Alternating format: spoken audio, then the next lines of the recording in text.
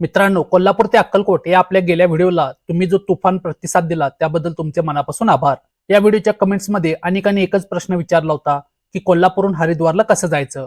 तुमची हीच मागणी लक्षात घेऊन आजचा हा स्पेशल व्हिडिओ मी तुमच्यासाठी घेऊन आलोय.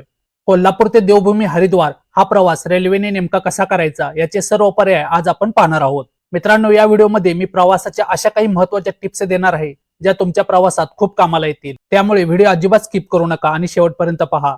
नमस्कार, मी ईशान आणि तुम्ही पाहत आहात ट्रेन लव्हर्स IM. तर चला मित्रांनो, आजच्या व्हिडिओला सुरुवात करूया.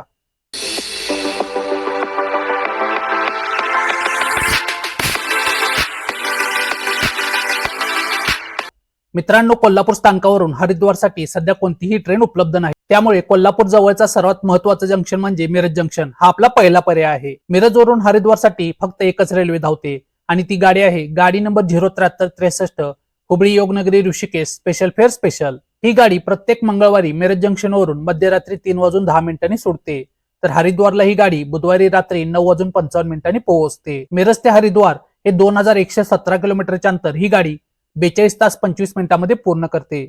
मिरज ते हरिद्वार दरम्यान या गाडीचे तिकीट दर स्लीपरसाठी 1020 रुपये, थर्ड AC साठी 2515 रुपये, सेकंड AC साठी 3510 रुपये तिकीट दर आहे. मित्रांनो, या गाडीचा सर्वात मोठा फायदा म्हणजे तुम्हाला थेट हरिद्वारला जाता येतं.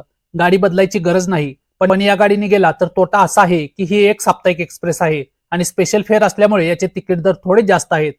आणि सर्वात महत्त्वाचं म्हणजे या गाडीमध्ये पेंट्री कार अवेलेबल नाही. ई केटरिंगची सुविधा तुम्हाला उपलब्ध आहे. त्यामुळे घरून जेवण आणि सुका खाऊ सोबत ठेवा. आता मित्रांनो, वळूया दुसऱ्या सर्वोत्तम पर्यायाकडे, तो म्हणजे मुंबई मार्गे हरिद्वारला जाणे. मित्रांनो, मुंबईहून हरिद्वारला जाणारी जी पहिली गाडी आहे ती गाडी आहे गाडी number 19019 Bandra terminus Haridwar express. ही गाडी दररोज रात्री 12:20 बांद्रा टर्मिनस वरून सुटते, तर हरिद्वारला ही गाडी तिसऱ्या दिवशी सकाळी 7:50 पोहोचते. मुंबई ते हरिद्वार हे 1619 किलोमीटरचे अंतर ही गाडी 31 तास 30 मिनिटांमध्ये 74 थांबे घेत पूर्ण करते. मुंबई ते हरिद्वार दरम्यान या गाडीचे तिकीट दर स्लीपरसाठी 705 रुपये, थर्ड AC साठी 1810 रुपये, सेकंड AC साठी 2595 रुपये, तर फर्स्ट AC साठी 4360 रुपये आहे. मित्रांनो, ही जर गाडी घेतली तर फायदा असा आहे की ही दररोज गाडी धावते, त्यामुळे प्लॅनिंग करायला सोपं जातं. पण तोटा हा आहे की ही गाडी तब्बल 74 ठिकाणी थांबते, त्यामुळे प्रवासाला वेळ लागू शकतो. त्यासोबतच या गाडीमध्ये पेंट्री कार अवेलेबल नाही, पण ऑनबोर्ड केटरिंग, ई केटरिंग अशी सुविधा उपलब्ध आहे. आता मित्रांनो, मुंबईतून हरिद्वारला जाण्यासाठी जी दुसरी गाडी आहे ती गाडी आहे गाडी नंबर 12171 लोकमान्य टिळक टर्मिनस मुंबई ते हरिद्वार AC एक्सप्रेस. ही गाडी प्रत्येक सोमवारी आणि गुरुवारी सकाळी 7:55 लोकमान्य टिळक टर्मिनस मुंबईवरून सुटते, तर हरिद्वारला ही गाडी दुसऱ्या दिवशी दुपारी 12:35 पोहोचते. मुंबई ते हरिद्वार हे 1769 किलोमीटरचे अंतर ही गाडी 28 तास 40 मिनिटांमध्ये 11 हॉल्ट घेत पूर्ण करते. मुंबई ते हरिद्वार दरम्यान या गाडीचे तिकीट दर थर्ड AC साठी 1985 रुपये, सेकंड AC साठी 2830 रुपये, तर फर्स्ट AC साठी 4760 रुपये तिकीट दर आहेत. मित्रांनो, या गाडीचा फायदा म्हणजे या गाडीमध्ये सर्व सुविधा उपलब्ध आहेत. Pantry car, onboard catering, E catering अशा सर्व सुविधा उपलब्ध आहेत आणि तसेच ही एक AC एक्सप्रेस आहे. आणि तोटा एवढाच आहे की या गाडीचे तिकीट दर थोडे जास्त असतात. आणि मित्रांनो, आता मुंबईहून हरिद्वारला जाणारी जी तिसरी गाडी आहे ती गाडी आहे गाडी number 22917 Bandra terminus Haridwar superfast express. ही गाडी प्रत्येक बुधवारी दुपारी 12:45 सुटते, तर हरिद्वारला ही गाडी दुसऱ्या दिवशी दुपारी 2:30 पोहोचते. मुंबई ते हरिद्वार हे 1619 किलोमीटरचे अंतर ही गाडी 25 तास 45 मिनिटांमध्ये 24 हॉल्ट घेत पूर्ण करते. मुंबई ते हरिद्वार दरम्यान या गाडीचे तिकीट दर स्लीपरसाठी 735 रुपये, थर्ड AC साठी 1860 रुपये, सेकंड AC साठी 2640 रुपये, तर फर्स्ट AC साठी 4435 रुपये आहे.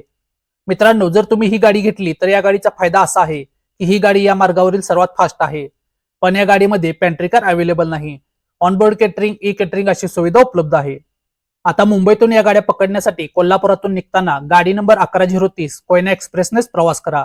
ज्यांना मुंबईतून निघणारी रात्री 12:20 गाडी पकडायची आहे ते कोयना एक्सप्रेसने रात्री 8:30 मुंबईत पोहोचून आरामात बांद्रा टर्मिनसला जाऊ शकतात. आणि ज्यांना सकाळची 7:55 AC एक्सप्रेस पकडायची आहे त्यांनी महालक्ष्मी एक्सप्रेसची रिस्क घेऊ नका, कारण महालक्ष्मी एक्सप्रेस थोडी जरी लेट झाली तर ही गाडी चुकू शकते. त्यामुळे त्या प्रवाशांनी सुद्धा आदल्या दिवशी कोयना एक्सप्रेसनेच मुंबईपर्यंत येऊन मुंबईतच रेल्वेचे रिटायरिंग रूम असतात त्यामध्ये राहावे आणि दुसऱ्या दिवशी सकाळी फ्रेश होऊन ट्रेन पकडू शकता. आणि ज्यांना मुंबईतून दुपारी 12:45 सुटणारी गाडी पकडायची आहे त्यांनी कोल्हापुरातून रात्री महालक्ष्मी एक्सप्रेसने प्रवास करून सकाळी मुंबईत आरामात पोहोचू शकता. तर मित्रांनो, जर तुम्हाला आता असा प्रश्न पडला असेल की कोणती ट्रेन हरिद्वारला जाण्यासाठी सोयीची आहे, कोणता पर्याय निवडावा, तर मित्रांनो, माझा फायनल सल्ला असा असेल, जर तुम्हाला थेट गाडी हवी असेल तर मिरज जंक्शन वरून सुटणारी गाडी नंबर 07363 ही गाडी खूप जास्त सोयीची आहे. पण जर तुम्हाला आरामदायी एसी प्रवास करायचा असेल किंवा दररोज धावणारी गाडी हा पर्याय हवा असेल तर तुम्ही मुंबई मार्गे हरिद्वारला जाण्याचा पर्याय निवडू शकता.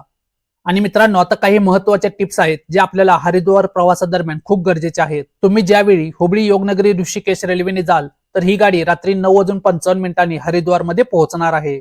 त्यामुळे स्टेशनवर उतरल्यावर धावपळ नको असेल तर हॉटेल तुम्ही आधीच बुक करून ठेवा आणि हरिद्वारला जाण्यासाठी जे रेल्वेचे तिकीट आहे ते बुकिंग करताना कमीत कमी 1.5 ते 2 महिने आधीच बुक करा, कारण हरिद्वारला जाण्यासाठी खूप जास्त गर्दी असते. तसेच मित्रांनो, अनेक गाड्यांना पॅन्ट्री कार अवेलेबल नाही, त्यामुळे घरचा खाऊ सोबत ठेवणे केव्हाही चांगले आहे. तर मित्रांनो, ही माहिती तुम्हाला कशी वाटली कमेंट करून नक्की सांगा. माहिती आवडली असेल तर व्हिडिओला लाईक करा आणि आपल्या ट्रेन लव्हर्स आय एम चॅनलला सबस्क्राईब करायला विसरू नका. भेटू आपण पुढच्या एका अशा नवीन व्हिडिओमध्ये. तोपर्यंत जय महाराष्ट्र.